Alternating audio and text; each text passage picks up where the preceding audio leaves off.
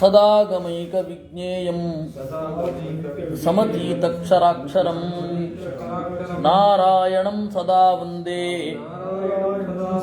ನಿರ್ದೋಷಾಶೇಷ ಸದ್ಗುಣಂ ವಿಶೇಷಣಾನಿ ಯಾನೀಹ ಕಥಿತಾನಿ ಸದುಕ್ತಿಭಿಃ ತಾನ್ಯೇವ ಸಾಧಯಿಷ್ಯಾಮಿ ಕ್ರಮಾತ್ ಸಜ್ಜನ ಸಂವಿದೇ. ನಾವು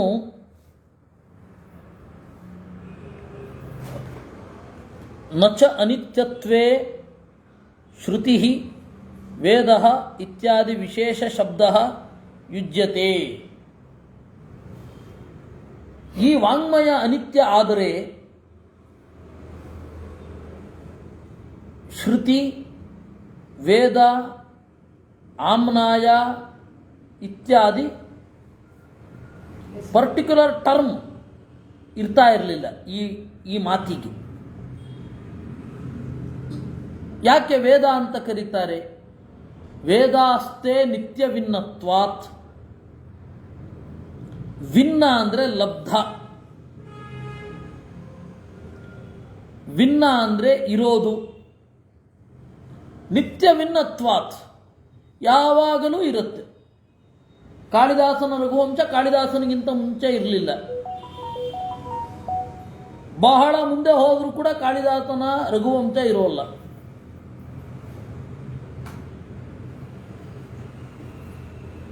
ಹಾಗೆ ವೇದ ಅಲ್ಲ. ಪ್ರಳಯ ಕಾಲದಲ್ಲಿಯೂ ಇರುತ್ತೆ, ಸ್ಥಿತಿ ಕಾಲದಲ್ಲಿಯೂ ಇರುತ್ತೆ, ಸೃಷ್ಟಿ ಕಾಲದಲ್ಲಿಯೂ ಇರುತ್ತೆ. ನಿತ್ಯ ವಿನ್ನತ್ವಾತ್. ಇನ್ನು ಶ್ರುತಿ, ವೇದಕ್ಕೆ ಶ್ರುತಿ ಅಂತ ಕರೀತಾರೆ. ಕೇಳಿದ್ದೇವೆ ಅಷ್ಟೇ, ಯಾರೂ ಕೂಡ ರಚನೆ ಮಾಡಿಲ್ಲ ಅಂತ ಅದರ ಅರ್ಥ. ವೇದವನ್ನು ಶ್ರುತಿ ಅಂತ ಯಾಕೆ ಕರೀತಾರೆ ಅಂದರೆ ಕೇಳಿದ್ದೇವೆ ಅಷ್ಟೇ. ಯಾರು ನಾನು ಇದನ್ನು ಮಾಡಿದ್ದೇನೆ ಅಂತ ಎದೆ ತಟ್ಟಿ ಹೇಳುವವ ಒಬ್ಬ ಇಲ್ಲ. ಅದಕ್ಕೆ ವೇದವನ್ನು ಏನಂತ ಕರೀತಾರೆ? ಶ್ರುತಿ. ಆಮ್ನಾಯ ಅಂತ ಕರೀತಾರೆ. ಯಾಕೆಂದರೆ ಅನನ್ಯಥಾ ಪಾಠಾತ್, ವೇದವನ್ನು ಬೇರೆ ರೀತಿ ಉಚ್ಚಾರವೇ ಮಾಡಲ್ಲ. ಅದರಿಂದಾಗಿ ಆಮ್ನಾಯ ಅಂತ ಕರೀತಾರೆ. ಹೇಗಪ್ಪ ಇವೆಲ್ಲ ಸಾಧ್ಯ ಆಯಿತು? ಈಶ ಬುದ್ಧಿ ಸ್ಥಿತಾ ಸದಾ. ದೇವರ ಬುದ್ಧಿಯಲ್ಲಿ ನೆಲೆಗೊಂಡದ್ದರಿಂದ ಯಾವಾಗಲೂ ಉಪಲಬ್ಧವಾಗತ್ತೆ ವೇದ. ಈಶನ ಬುದ್ಧಿಯಲ್ಲಿ ನೆಲೆಗೊಂಡದ್ದರಿಂದ ಯಾರೂ ಅದನ್ನು ಮಾಡಲಿಕ್ಕಾಗಲ್ಲ, ಅವರಿಗೆ ಹೊಳೆಯತ್ತಷ್ಟೇ. ಈಶನ ಬುದ್ಧಿಯಲ್ಲಿ ನೆಲೆಗೊಂಡದ್ದರಿಂದ ಅದೇ ಆರ್ಡರ್ನಲ್ಲಿ ಇರುತ್ತೆ, ಕ್ರಮ ತಪ್ಪುವುದಿಲ್ಲ. ಆಮ್ನಾಯ. ಇಷ್ಟನ್ನು ನಾವು ಮಧ್ವರ ಮಾತಿನಿಂದ ಗ್ರಹಿಸಿದ್ವಿ. ಆಮೇಲೆ ನ್ಯಾಯರತ್ನಾವಳಿ ಆಗಿರಬಹುದೇನೋ, ಇನ್ನೊಮ್ಮೆ ಮಾಡಿಬಿಡುತ್ತೇನೆ. ಆಗಿಲ್ವಾ? ವೇದ ಅನಿತ್ಯತ್ವೇ ಬಾಧಕಮಾಹ ನಚ ಅನಿತ್ಯತ್ವ ಇತಿ. ಅಲ್ಲ, ವೇದವನ್ನು ಅನಿತ್ಯ ಅಂತ ಯಾಕೆ ಹೇಳಬಾರದು? ಹೇಳಿ. ಇಲ್ಲ, ಅನಿತ್ಯ ಅಂತಾದರೆ ಅದಕ್ಕಿರುವ ಶಬ್ದಗಳೇ ಕೂಡುವುದಿಲ್ಲ. ಯಾಕೆಂದರೆ ಆವಾಗ ಪ್ರಜ್ಞಾಪೂರ್ವಕವಾಗಿಯೇ ಶಬ್ದವನ್ನು ಬಳಸ್ತಾ ಇದ್ದದ್ದು. ಕೇವಲ ರೂಢಿ ಅಂತ ಒಂದು ಇಲ್ವೇ ಇಲ್ಲ. ನಾವು ಮಾತನಾಡುವಾಗ ಅದಕ್ಕೆ ವಿರುದ್ಧವಾದ ಅರ್ಥ ಬರದಂತೆ ಮಾತನಾಡಬೇಕು ಅಲ್ವಾ? ಯಾವುದೇ ಆಗಲಿ. ನಾವು ವ್ಯಂಗ್ಯವಾಗಿ ಮಾತನಾಡಬೇಕಾದ್ರೆ ಅದಕ್ಕೆ ವಿರುದ್ಧವಾದ ಅರ್ಥವನ್ನೇ ವ್ಯಂಗ್ಯವಾಗಿ ಮಾತನಾಡುವಾಗ ನಾವು ಬಳಸೋದು. ಇವನೊಬ್ಬ ದೊಡ್ಡ ಬೃಹಸ್ಪತಿ ಅಂದರೆ ದಡ್ಡ ಅಂತ ಅರ್ಥ. ವ್ಯಂಗ್ಯವಾಗಿ ಮಾತನಾಡುವಾಗ ತದ್ವಿರುದ್ಧವಾದದ್ದನ್ನು ಮಾತನಾಡ್ತಾರೆ. ಅದನ್ನು ವಿರುದ್ಧ ಲಕ್ಷಣ ಅಂತ ಹೇಳ್ತೇವೆ. ಆ ತರಹ ಮಾತಲ್ಲ ಅಲ್ವಾ? ಹಿಂದಿನವರು ಆಡುವಾಗ ಆ ಶಬ್ದಕ್ಕೆ ಏನು ಅರ್ಥವೋ ಅದೇ ಅರ್ಥದಲ್ಲಿ ಬಳಸ್ತಾ ಇದ್ದರು. ವೇದಾಂತ ಯಾಕೆ ಕರೀತಾ ಇದ್ರು?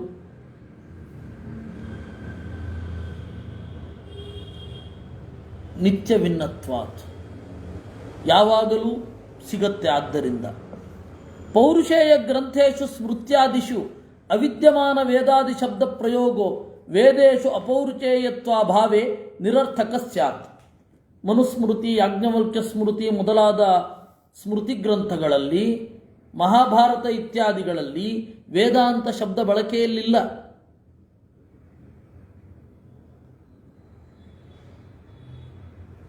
ವೇದದಲ್ಲಿ ಮಾತ್ರ ಇದೆ. ಯಾಕೆ ಅಂದರೆ ಅಪೌರುಷೇಯ. ಆದ್ದರಿಂದ ಅಪೌರುಷೇಯತ್ವ ಇಲ್ಲದೆ ಹೋದರೆ ವೇದ ಅನ್ನುವ ಶಬ್ದಕ್ಕೆ ಅರ್ಥವೇ ಇಲ್ಲ ಅಂತ ಆಗತ್ತೆ. ನಿತ್ಯತ್ವ ನಿಮಿತ್ತತ್ವಾತ್ ವೇದಾದಿ ಶಬ್ದಾನಾಂ. ವೇದ ಅಂದ್ರೇನೆ ನಿತ್ಯವಾಗಿ ಇರುವಂಥದ್ದು ಅಂತ ಅರ್ಥ. ತಥಾಹಿ ನಿರ್ವಚನಂ ಕೃತಂ ಪುರಾಣೆ. ಅದಕ್ಕೆ ಬೇಕಾದ ನಿರ್ವಚನವನ್ನು ನಮಗೆ ಪುರಾಣದಲ್ಲಿ ನೋಡ್ಲಿಕ್ಕೆ ಸಾಧ್ಯ. ವೇದಾಸ್ತೆ ನಿತ್ಯವಿನ್ನತ್ವಾತ್ ನಿತ್ಯ ಸಿದ್ಧತ್ವಾದಿತ್ಯರ್ಥ. ವಿಧ ಸತ್ತಾಯಾಮ್ ಅಂತ ಧಾತು. ವಿಧ ಸತ್ತಾಯಾಮ್. ಸತ್ತ ಅಂತಂದರೆ ಎಕ್ಸಿಸ್ಟೆನ್ಸ್, ಯಾವಾಗಲೂ ಇರೋದು ವೇದ ಆಗತ್ತೆ. ಈ ವಾಂಗ್ಮಯ, ಈ ಮಾತು ಯಾವಾಗಲೂ ಇದೆ, ಅದರಿಂದಾಗಿ ಅದನ್ನು ವೇದ ಅಂತ ಕರೀತಾರೆ. ಅಖಿಲೈ ಭೂತ ಭವಿಷ್ಯದ್ ವರ್ತಮಾನ ಪುರುಷೈ ಶ್ರುತತ್ವಾದ್ ವೇದಾ ಶ್ರುತಯ ಇತ್ಯುಚ್ಯಂತೆ. ಹಿಂದೆ ಆದವರು, ಈಗ ಇರುವವರು, ಮುಂದೆ ಬರುವವರು ಎಲ್ಲರೂ ಕೂಡ ಕೇಳುತ್ತಾರೆ. ಆದ್ದರಿಂದ ಎಲ್ಲರೂ ಕೇಳುತ್ತಾರೆ, ಯಾರೂ ಕೂಡ ಇದನ್ನು ಮಾಡಿಲ್ಲ. ಆದ್ದರಿಂದ ಇದನ್ನು ಶ್ರುತಿ ಅಂತ ಕರೀತಾರೆ. ಆಮ್ನಾಯ ಅನನ್ಯಥಾ ಪಾಠಾತ್ ಮನಾ ಅಭ್ಯಾಸ ಇತಿ ಧಾತೋ ಇತ್ಯರ್ಥ. ಇದು ಮನಾ ಅಭ್ಯಾಸ ಎನ್ನುವ ಧಾತುವಿನಿಂದ ನಿಷ್ಪನ್ನವಾದ ಶಬ್ದ ಆಮ್ನಾಯ ಅನ್ನೋದು. ಇಷ್ಟು ಪದ್ಮನಾಭ ತೀರ್ಥರ ವ್ಯಾಖ್ಯಾನ. ತತ್ವಮಂಜರಿಗೆ ಬರೋಣ. ಶ್ರುತಿ ವೇದಾದಿ ಶಬ್ದ ವ್ಯವಹಾರ ಅನ್ಯಥಾನುಪಪತ್ತಿ ತರ್ಕೇಣಾಪಿ ನಿತ್ಯತ್ವಂ ಸಿದ್ಧ್ಯತೀತ್ಯಾಹ ನಚ ಅನಿತ್ಯತ್ವ ಇತಿ. ಶ್ರುತಿ ವೇದ ಮೊದಲಾದ ಶಬ್ದ ವ್ಯವಹಾರ ಕೂಡಬೇಕು ಅಂದರೆ ಅದಕ್ಕೆ ಅರ್ಥ ನಿತ್ಯ ಅಂತಲೇ ಅರ್ಥ. ಇದು ಈ ತರ್ಕದಿಂದ. ಈ ತರ್ಕ ಇವತ್ತು ನಮಗೆ ಪರಿಚಯವೇ ಇಲ್ಲ. ಯಾಕೆ ಅಂದರೆ ಶಬ್ದಕ್ಕೆ ಏನು ಅರ್ಥ ಇದೆ ಅನ್ನೋದು ನಾವು ಗಮನಿಸ್ತಾನೇ ಇಲ್ಲ. ಶಬ್ದಕ್ಕೆ ಏನು ಅರ್ಥ ಅನ್ನೋದು ಗಮನಿಸ್ತಾನೇ ಇಲ್ಲ. ನಮ್ಮ ತಲೆಯಲ್ಲಿ ಏನೋ ಒಂದು ಅರ್ಥ ಇದೆ, ಆ ಅರ್ಥವನ್ನು ಅಲ್ಲಿ ಅಂದ್ಕೊಂಡಿದ್ದೀವಿ. ಒಂದು ಇಡೀ ಭಾಷಾ ಪ್ರಪಂಚ, ಇಂಗ್ಲಿಷ್ ಮೊದಲಾದ ಭಾಷಾ ಪ್ರಪಂಚದಲ್ಲಿ ಸುಮಾರು 90% ಶಬ್ದಗಳು ಈ ರೀತಿ ಇವೆ. ಅಂದ್ಕೊಳ್ಳೋದು, ಏನು ಅಂದ್ಕೊಳ್ತಾ ಇರ್ತೇವೋ ಅದನ್ನು ಆ ಶಬ್ದದಲ್ಲಿ ಇಂಪೋಸ್ ಮಾಡೋದು. ಇವತ್ತಿನ ಪರಿಭಾಷೆಯಲ್ಲಿ ಹೇಳೋದಾದರೆ ಇಂಪೋಸ್ ಮಾಡೋದು. ಅದಕ್ಕೆ ಅರ್ಥ ಏನು ಬೇರೆ ಏನು ಬೇಕಾದ್ರೆ ಇರಲಿ, ನಾವು ಅದನ್ನು ಇಂಪೋಸ್ ಮಾಡೋದು.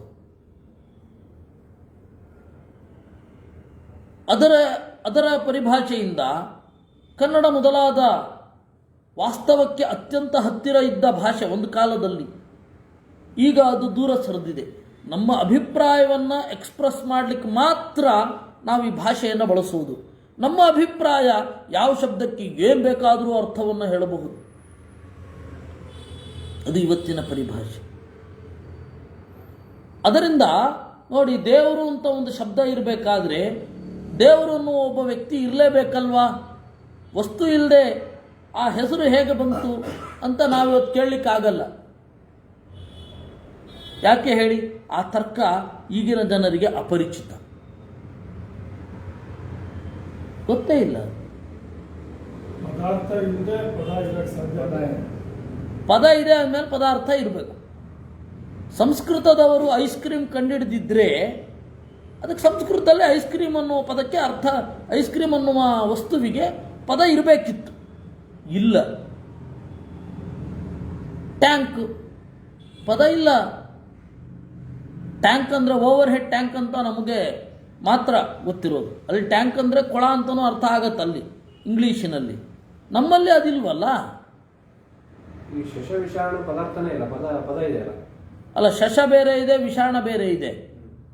ಅವೆರಡನ್ನೂ ಒಟ್ಟಿಗೆ ಬಳಸುವಾಗ ನಾವು ಕಲ್ಪನೆ ಮಾಡ್ಬೋದು ಮನಸ್ಸಿನಲ್ಲಿ. ಅದರಿಂದಾಗಿ ಅದನ್ನು ಭ್ರಮೆ ಅನ್ನೋ ಅರ್ಥದಲ್ಲೇ ಬಳಸೋದು, ಯಾವತ್ತೂ ಇಲ್ಲ ಅನ್ನೋ ಅರ್ಥದಲ್ಲೇ ಅದನ್ನು ಬಳಸೋದು. ಶಶ ವಿಷಾಣವತ್ತು ಅಂತ. ಅದರಿಂದಾಗಿ ಅಲ್ಲಿರೋದು ಬೇರೆ ತರಹ, ಇಲ್ಲಿರೋದು ಬೇರೆ ತರಹ. ಎಂದೂ ಇಲ್ಲ ನಾನ್ ಎಕ್ಸಿಸ್ಟೆನ್ಸನ್ನು ಮನಸ್ಸಿನಲ್ಲಿ ಇಟ್ಟುಕೊಂಡು ನಾವು ಹಂಗೆ ಬಳಸಬಹುದು. ವಂದ್ಯಾಪುತ್ರ, ವಂದ್ಯಾ ಇದ್ದಾಳೆ, ಪುತ್ರ ಇದ್ದಾನೆ. ವಂದ್ಯಾಪುತ್ರ ಅಂತ ಹೇಳಿ ಎರಡು ಅತ್ಯಂತ ವಿಭಿನ್ನವಾದ ಮಾತುಗಳನ್ನು ಒಟ್ಟಿಗೆ ಜೋಡಿಸಬಹುದು. ಹೀಗಾಗಿ ನಾವು ಈಗ ಪದವನ್ನು ಬಳಸಬೇಕಂತಾದರೆ ಇಷ್ಟು ಸೀರಿಯಸ್ ಆಗಿ ಯೋಚನೆಯೇ ಮಾಡಲ್ಲ. ಅಲ್ಲಿರೋ ಪದಕ್ಕೆ ಏನು ಅರ್ಥ ಇದೆ ಅದೇ ಅರ್ಥದಲ್ಲಿ ನಾನು ಬಳಸ್ತೀನಪ್ಪ ಅನ್ನುವ ಒಂದು ಸಂಕಲ್ಪವೇ ಇಲ್ಲ. ಈಗ ನಾನೇನೋ ಹೇಳಬೇಕು ಅಂತಿದ್ದೀನಿ, ನನ್ನ ಬಯಕೆ ಈಡೇರಬೇಕು, ಅದಕ್ಕಾಗಿ ನಾನು ಹೇಳ್ತಾ ಹೋಗ್ತೀನಿ. ಇದು ಅದರಿಂದಾಗಿ ಪಂಡಿತಾಚಾರ್ಯರು ಹೇಳಿದ ಶ್ರುತಿ ವೇದ ಆಮ್ನಾಯ ಇತ್ಯಾದಿ ಮಾತಿನ ಬಳಕೆ, ಅದರ ಅರ್ಥ ಕೂಡಿದ್ರೆ ಮಾತ್ರ ಮಾತು ಕೂಡತ್ತೆ, ಇಲ್ಲ ಅಂದರೆ ಆ ಮಾತೇ ಅಸಂಗತ ಆಗತ್ತೆ ಅನ್ನುವ ಮಾತು ಇವತ್ತಿಗೆ ಅರ್ಥ ಆಗುವಂಥದ್ದಲ್ಲ. ಏಕೆಂದರೆ ಅವತ್ತು ಸಹಜವಾಗಿತ್ತು. ಶಬ್ದಕ್ಕೇನು ಅರ್ಥನೋ ಅದೇ ಅರ್ಥವನ್ನು ನಾನು ಯೋಚನೆ ಮಾಡ್ತೇನೆ, ಶಬ್ದಕ್ಕೆ ಏನು ಅರ್ಥನೋ ಅದೇ ಅರ್ಥದಲ್ಲಿ ನಾನು ಬಳಸ್ತೇನೆ. ಇದಿತ್ತು. ಅದೇ ಆ ನಿರ್ವಚನವನ್ನು ಬಳಸುವ ಸಂಸ್ಕೃತದಲ್ಲಿಯೂ ಈಗ ಮಾತನಾಡುವಾಗ ಅದು ನಡೀತಾ ಇದೆ. ಮತ್ತೆ ಬೇರೆ ಭಾಷೆಯಲ್ಲಂತೂ ಮುಗಿದೇ ಹೋಯ್ತು ಬಿಡಿ. ಯಾಕೆಂದ್ರೆ ಯೋಚನೆ ಮಾಡದೇ ಎಷ್ಟು ಪದ ಬಳಸ್ತೀವಿ ನಾವು. ಯಜ್ಞವನ್ನ ನಿಷೇಧ ಮಾಡುವ ಕಾರ್ಯಕ್ಕೆ ಅವರೇ ಅಧ್ವರ್ಯವಾದು ಅಂತೀವಿ. ಯಜ್ಞವನ್ನು ಮಾಡಬಾರದು ಅಂತನ್ನುವ ಮಾತಿಗೆ ಅವರೇ ಅಧ್ವರ್ಯ ಆದು ಅಂತ ನಾವು ಪ್ರಯೋಗ ಮಾಡ್ತೀವಿ. ಈಗ ನಾಸ್ತಿಕರ ವೇದಿಕೆಯಲ್ಲಿ ಅಂತೇವೆ. ವೇದಿ ಅಂತಂದರೆ ಯಜ್ಞಕುಂಡ ಇರುವ ಜಗುಲಿ, ವೇದಿಕಾ ಅಂತಂದರೆ ಯಜ್ಞಕುಂಡ ಇರುವ ಎತ್ತರದ ಜಾಗ ಅಂತ ಅರ್ಥ. ಅವೈದಿಕರ ವೇದಿಕೆ ಅಂತೀವಿ, ನಾಸ್ತಿಕರ ವೇದಿಕೆ ಅಂತೀವಿ.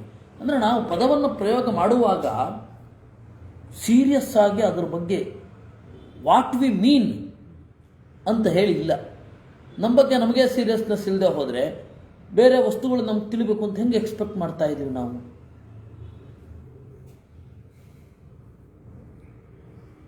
ಅದಕ್ಕೆ ಅವರು ವಾಟ್ ಡು ಯು ಸೇ ಅಂತ ಹೇಳಿ ಕೇಳ್ತಾರೆ, ವಾಟ್ ಡು ಯು ಮೀನ್ ಅಂತ ಕೇಳ್ತಾರೆ.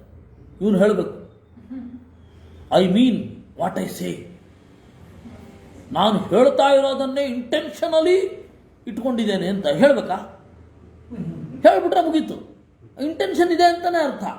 ಮಾತಿಗೆ ಬೇರೆ ಅರ್ಥ ಇರಬಹುದು, ಅವನು ತಿಳ್ಕೊಂಡಿದ್ದಕ್ಕೆ ಬೇರೆ ಅರ್ಥ ಇರಬಹುದು ಅಂತ ಕಲ್ಪನೆ ಯಾವಾಗ ಬರಲಿಕ್ಕೆ ಸಾಧ್ಯ? ಎರಡೂ ಬೇರೆ ಆಗಬಹುದಾದ ಪ್ರಸಂಗ ಇದ್ದರೆ ಅದಕ್ಕೆ ಇಂಗ್ಲೀಷಿನಲ್ಲಿ ಆ ಪರಿಭಾಷೆ ಬಂತು. ನಮ್ಮಲ್ಲಿ ಏನಂತ ಇದ್ದೀನಿ ನೀನು ಅನ್ನೋದೇ, ಏನು ಅನ್ನೋದು ಏನು ಅಂದ್ಕೊಂಡಿರೋದು ಎರಡೂ ಒಂದೇ. ಅಲ್ಲಿ ಹಾಗಲ್ಲ, ಮಾತು ಬೇರೆ, ಅಂದ್ಕೊಂಡಿರೋದು ಬೇರೆ. ಯಾಕೆಂದರೆ ನಿರ್ವಚನ ಅನ್ನೋ ಬಲವಾದ ಬೇಸಿಲ್ಲ. ಇರಲಿ, ಯಾಕೆ ಹೇಳಿದ್ದು ಅಂತಂದರೆ ಪಂಡಿತಾಚಾರ್ಯರ ಆ ಮಾತಿದೆಯಲ್ಲ, ಅದು ಇವತ್ತಿಗೆ ಅರ್ಥ ಆಗೋದು ಕಷ್ಟ ಇದೆ. ಪದಾರ್ಥ ಇದ್ಮೇಲೆ ಪದ ಇರಬೇಕು, ಪದ ಇದ್ಮೇಲೆ ಪದಾರ್ಥ ಇರಲೇಬೇಕು. ವೇದ ಅನ್ನುವ ಪದ ಇರಬೇಕಾದ್ರೆ ಅಪೌರುಷೇಯತ್ವ ಅಂತನ್ನುವ ಪದಾರ್ಥ ಇರಲೇಬೇಕು, ಬೇರೆ ಅಲ್ಲ. ಅಪೌರುಷೇಯತ್ವ ಅನ್ನುವ ಪದದ ಅರ್ಥ ಇರಬೇಕು, ಬೇರೆ ಅಲ್ಲ. ಇದು ಇರುವಂತಹ ಪಾಯಿಂಟ್. ನಿತ್ಯವಿನ್ನತ್ವಾತ್ ನಿತ್ಯ ಲಬ್ಧತ್ವಾತ್ ವಿಧ ಲಾಭೇ ಇತಿ ಧಾತೋ. ನೋಡಿ ಅವರೇನು ಹೇಳಿದ್ರು, ವಿಧ ಸತ್ತಾಯಾಮ್ ಅಂದರು ಪದ್ಮನಾಭ ತೀರ್ಥರು. ಇವರು ವಿಧ ಲಾಭೆ. ಆಮ್ನಾಯ ಸಂಪ್ರದಾಯ ತತ್ಸಂಬಂಧಿ ಚ ಆಮ್ನಾಯ ಏವ. ಸಂಪ್ರದಾಯ ಅಂದ್ರೇನು? ಹಿರಿದಾದ ಆಸ್ತಿ, ದೊಡ್ಡವರು ನಮಗೆ ಕೊಟ್ಟದ್ದು. ದಾಯ ಅಂದರೆ ಆಸ್ತಿ, ಎನ್ಸೆಸ್ಟರಲ್ ಪ್ರಾಪರ್ಟಿ ಕಾಲ್ಡ್ ಆಸ್ ದಾಯ. ದಾಯಾದ ಅಂದರೆ ಗೊತ್ತಲ್ಲ, ಉಣ್ಣುವುದು. ದಾಯವನ್ನು ಉಣ್ಣುವವ ಏವ ಶ್ರುತಿರ್ವೇದ ಇತ್ಯಾದಿ. ಆದಿಶಬ್ದೇನ ಆಮ್ನಾಯ ದೃಷ್ಟಿ ದರ್ಶನ ಶಬ್ದಾ ಇತ್ಯಾದಿ ಅಂತ ಹೇಳಿ ಆಚಾರ್ಯರ ಮಾತಿನ ಇಷ್ಟು ಪಂಡಿತಾಚಾರ್ಯರ ಮಾತು ಆಯ್ತಾ. ಈಗ ನಿರ್ಣಯ ಚಂದ್ರಿಕಾಗಿ ಬರೋಣ. ಗೋವಿಂದ ಪಂಡಿತಾಚಾರ್ಯರ ಬಳಿ ಬರೋಣ. ಅವರೇನು ಹೇಳ್ತಾರೆ? ಶ್ರುತಿರ್ವೇದ ಇತ್ಯಾದಿ ಇತಿ ಆದಿಶಬ್ದೇನ ಆಮ್ನಾಯ ದೃಷ್ಟಿ ದರ್ಶನ ಶಬ್ದಾ. ಆದಿ ಅಂದರೆ ಇನ್ನೂ ಕೆಲವು ಪದಗಳಿದೆ ವೇದವನ್ನು ಹೇಳಲಿಕ್ಕೆ, ಪರ್ಟಿಕ್ಯುಲರ್ ಆದ ಶಬ್ದಗಳು, ಎಕ್ಸ್ಕ್ಲೂಸಿವ್ ಶಬ್ದಗಳು, ಆಮ್ನಾಯ ದೃಷ್ಟಿ ದರ್ಶನ ಮೊದಲಾದವುಗಳು. ವೇದಾಸ್ತೆ ನಿತ್ಯ ವಿನ್ನತ್ವಾತ್ ವಿಧ ಸತ್ತಾಯಾಮ್ ಇತ್ಯಸ್ಯೇದಂ ರೂಪಮಿತಿ ಪ್ರಾಚೀನ ಟೀಕಾ. ಪ್ರಾಚೀನ ಟೀಕಾ ಏನು?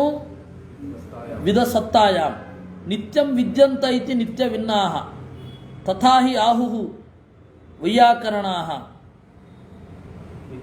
ವೇತ್ತೇಸ್ತು ವಿದಿತೋ ನಿಷ್ಠಾ ವಿದ್ಯತೇರ್ವಿನ್ನ ಇಷ್ಯತೆ ವಿಂತೇರ್ವಿನ್ನಶ್ಚ ವಿತ್ತಶ್ಚ ವಿತ್ತೋ ಭಾಗೇಶು ವಿಂದತೆ ಅಂತ ವೈಯಾಕರಣರ ಒಂದು ಕಾರಿಕೆ ಇದೆ.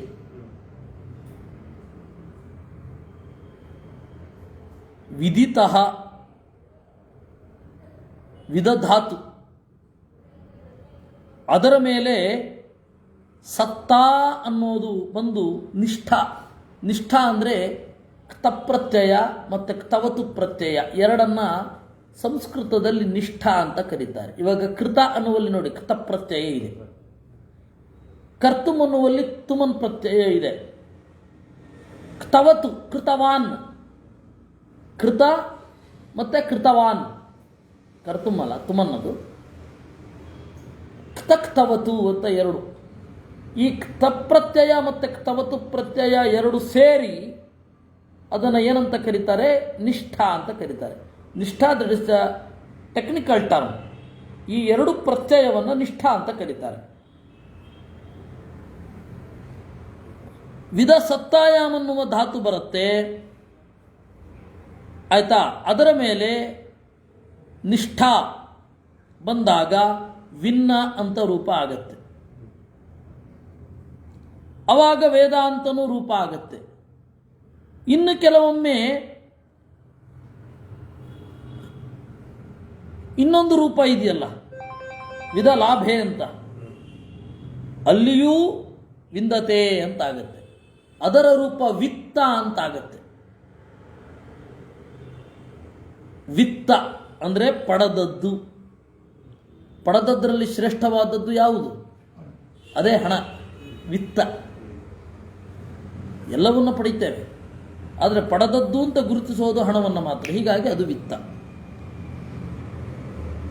ವಿತ್ತೋ ಭಾಗೇಶು ವಿಂದತೆ ನಿತ್ಯಂ ವಿದ್ಯಂತೆ ಲಭ್ಯಂತೆ ಇತಿ ನಿತ್ಯ ವಿನ್ನಾಹ ಧನಾರ್ಥೇ ವಿತ್ತಂ ಲಾಭಾರ್ಥೇ ವಿನ್ನಂ. ಹಣ ಅನ್ನುವ ಅರ್ಥದಲ್ಲಿ ವಿತ್ತ, ಲಾಭ ಅನ್ನುವ ಅರ್ಥದಲ್ಲಿ ವಿನ್ನ. ಎರಡರದ್ದು ಪ್ರತ್ಯಯ ನಿಷ್ಠಾದಲ್ಲಿ ವೇದಾಂತನೇ ಆಗುತ್ತೆ ರೂಪ. ಹೀಗಾಗಿ ಎರಡೂ ಧಾತುಗಳಿಂದ ಒಂದೇ ರೂಪ ವೇದಾಂತ. ಸಂಪ್ರದಾಯ ಐತಿ ಗುರುಪದೇಶ ಪರಂಪರೆ, ಅದರಿಂದಾಗಿ ವಿರೋಧ ಇಲ್ಲ. ಪದ್ಮನಾಭ ತೀರ್ಥರಿಗೂ ನಾರಾಯಣ ಪಂಡಿತಾಚಾರ್ಯರಿಗೂ ವಿರೋಧ ಇಲ್ಲ. ಒಂದೇ ಅರ್ಥದಲ್ಲಿ ಇರುವ ನಿರ್ವಚನವನ್ನು. ಹೀಗಾಗಿ ವೇದ ಅಂದ್ರೇನು? ಇರೋದು ಅದು ವೇದ, ಇದ್ದದ್ದು ಸಿಕ್ಕಿದ್ದು ಅದು ವೇದವೇ. ಇದ್ದದ್ದೇ ಅಲ್ವ ಸಿಗೋದು, ಅದು ವೇದವೇ.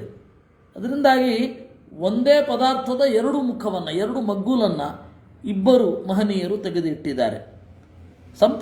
ಏಕೆಂದರೆ ನಾರಾಯಣ ಪಂಡಿತಾಚಾರ್ಯರು ಪದ್ಮನಾಭ ತೀರ್ಥಿಯಕ್ಕೆ ಬಹಳ ಕೃತಜ್ಞರು. ಯಾಕೆಂದರೆ ಪದ್ಮನಾಭ ತೀರ್ಥಿಯವನ್ನು ನೋಡಿಯೇ ನಾನು ಅದನ್ನು ಅರ್ಥೈಸಿಕೊಂಡದ್ದು ಅಂತ ಹೇಳ್ತಾರೆ. ಈ ಗೋವಿಂದ ಪಂಡಿತರ ಫೇವರೇಟ್ ಟರ್ಮ್ ಇತ್ತಲ್ಲ, ಇರುವು ಅರಿವು. ಅದೇ ಅದೇ ಅದೇ ಅದು ಇರುವು ಮತ್ತು ಅರಿವು ಇದೆ. ಇದ್ದ ಮೇಲೆ ತಿಳಿತೇವೆ, ಅದು ಅರಿವು. ಸಂಪ್ರದಾಯ ಇತಿ ಗುರುಪದೇಶ ಪರಂಪರಾ ಆಮ್ನಾಯತೆ ಅಭ್ಯಸ್ಯತೆ ಇತಿ ಅನ್ಯತಾ ಪಾಠಾದೃತೆ ಗುರುಪದೇಶ ಪರಂಪರಾವಾನ್ ವೇದೋಪಿ ಆಮ್ನಾಯ ಇತ್ಯರ್ಥ. ಅನ್ಯಥಾ ಪಾಠವಿರದೆ ಗುರುಪದೇಶ ಪರಂಪರಾಗತವಾದ ವೇದವನ್ನು ಆಮ್ನಾಯ ಅಂತ ಕರಿತೇವೆ. ಮನಾ ಅಭ್ಯಾಸೇ ಏಕಪ್ರಕಾರತೆಯ ಇರುವಂಥದ್ದು. ಅಭ್ಯಾಸ ಪಾರಂಪರ್ಯೇಣ ವೃತ್ತಿ ಅಂತ ಕ್ಷೀರಸ್ವಾಮಿ.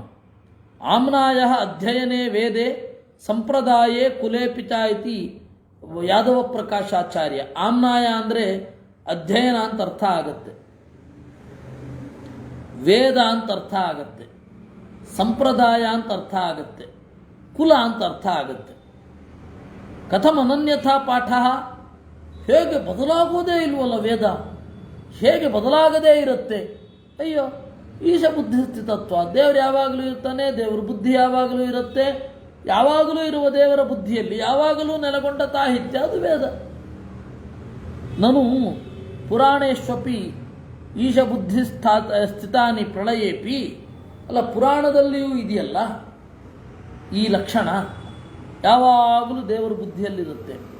ಅಥಾಪಿ ವೇದಾನಾಂ ಅಪೌರುಚೇಯತ್ವಂ ಅಸಾಧಾರಣಂ ರಿರಕ್ಷಿಷು ಭಗವಾನ್ ಸರ್ಗೇ ಸರ್ಗೇ ಶಬ್ದತಃ ಅನ್ಯಥಾಚಕಾರ. ದೇವರು ವೇದ ಪ್ರಾಮಾಣ್ಯವನ್ನು ರಕ್ಷಣೆ ಮಾಡಲು ಬಯಸಿ ಪ್ರತಿಯೊಂದು ಸೃಷ್ಟಿಯಲ್ಲಿಯೂ ಪುರಾಣವನ್ನು ಬೇರೆ ಬೇರೆ ಸಾಹಿತ್ಯದೊಂದಿಗೆ ರಚನೆ ಮಾಡಿದ ಅನ್ನುವಲ್ಲಿಗೆ ನಾವು ಇವತ್ತಿನ ಚಿಂತನೆಯನ್ನು ಮುಗಿಸೋಣ.